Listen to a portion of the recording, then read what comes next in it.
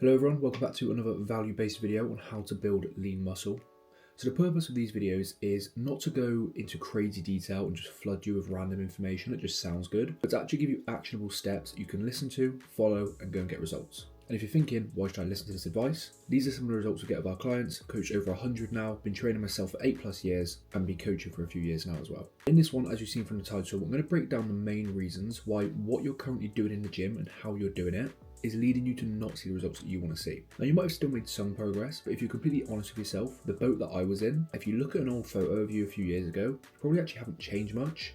And some days you actually wonder if you've gone backwards. And sometimes, just like I was, you're in a little bit of denial about this. Because you're consistent with the gym, you don't struggle too much with motivation, you might just think everything is going exactly how it should be. So hopefully this video can also help you wonder if you are making enough progress, but also give you the value that you need to make sure that you do. So from the ages of about 17 to 19, I think I went through this myself, where I wasn't really making much progress, but because I was so consistent and I was kind of known by a lot of my friends that I do go to the gym and it was like my main hobby, I almost just put this to the back of my mind and just thought, oh, I must be doing something right. But only when I actually started coaching and got to coach myself did I realize how much I was neglecting and how much progress that I was losing from that. So going into the first reason on why that you're not going to be progressing with your current routine, you are not giving your body an actual reason to adapt and grow. The whole purpose of training is to break down your muscle, rest and recover, and it gets bigger, and you repeat that process and you keep going and going. So if you are not growing or nothing is really changing, you are not giving your body a reason to grow. So there's no tempo, you're not improving on your lifts, you're not progressing. There are so many reasons why this could happen. And this takes us on to point 2. How exactly are we going to get that response from the muscle? And these are probably things that you're not currently doing. So these are the main 3 pillars that I always drive into my clients on a weekly basis in their check-ins. Or even on calls, we'll review their feedback and just make sure that they're doing these things. Because without them, you're not going to tick off what you need to grow muscle. And these 3 main things for me are accuracy, intensity, and overload.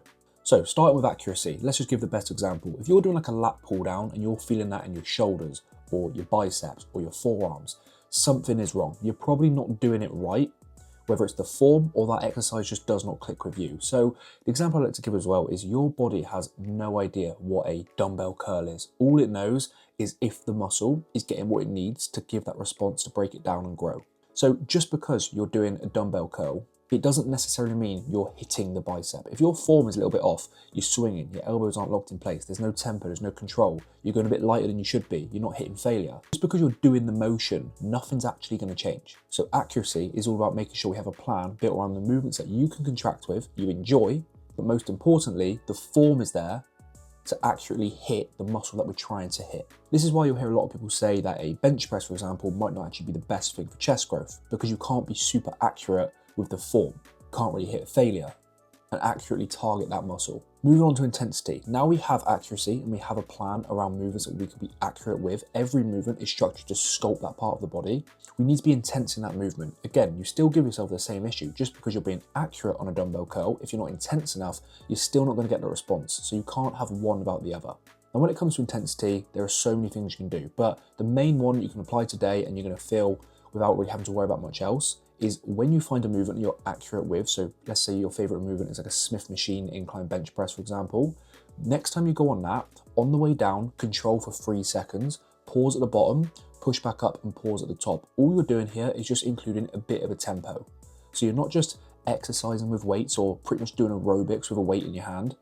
You're actually feeling every part of the movement, feeling the fibers and pausing at the right moments to ensure your body is getting everything it needs from it. Now, as you get more experience, you won't need to count 3 seconds, and sometimes this can be counterproductive because you're focusing too much on the numbers. So maybe what's best for you is just keep in mind, keep it steady, keep it controlled, but still go heavy enough to where you're having to battle that control. So you're accurate, you're intense, and now we need to overload. Again, you can't have one without the other. You could be super accurate with your movements, you could be super intense, but if you're not changing it week to week, or you're not making a bit of a difference to progress, learn how to do it better, take it a bit slower, add more weight, add an extra rep, the body still is not actually really being given a reason to adapt. So in the first few weeks, just adding a tempo will be fine. Next few weeks, you're going to need to do a bit more. As I said, could be going heavier, add an extra rep. And at times, it could be changing that exercise, but you really want to avoid that. So simple way of doing it, start tracking your lifts. And then every time you go in, just try and beat it by a rep, add a bit of weight, like I keep saying, but my actual favorite one to progress is actually just taking it a bit slower. Like the amount of weeks I've gone where I'll do the same weight on a dumbbell bench press or a dumbbell chest press, for example, sorry.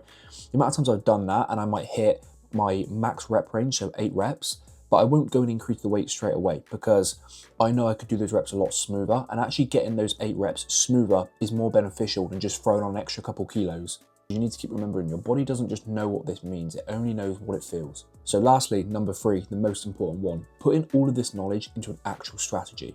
Because the years I was training before I got into coaching, there was no strategy. And what this basically means is your plan in the gym is all over the place. One week it's a new exercise from TikTok, next week you're training with your mate and following his plan, then it's following a new bodybuilder's plan or celebrity's workout, and there's just no consistency and nothing tailored to you.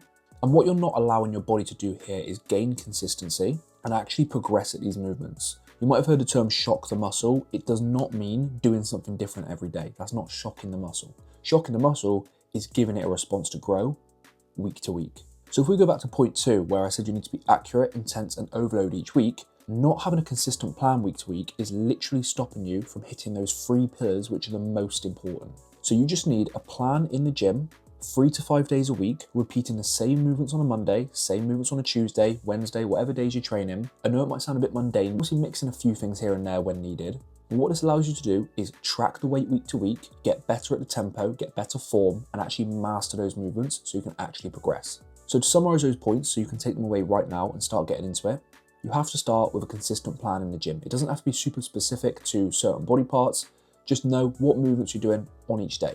Alongside this, you need to start tracking those lifts, whether it's on an app, which there's loads for that you can use now. What is just as important as tracking those lifts on that plan is now you have a plan, you should have set rep ranges.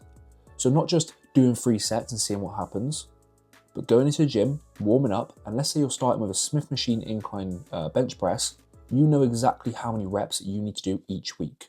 So it's not one week you do 8, then 10, then 12. You might have a rep range of 6 to 8 reps for 3 sets.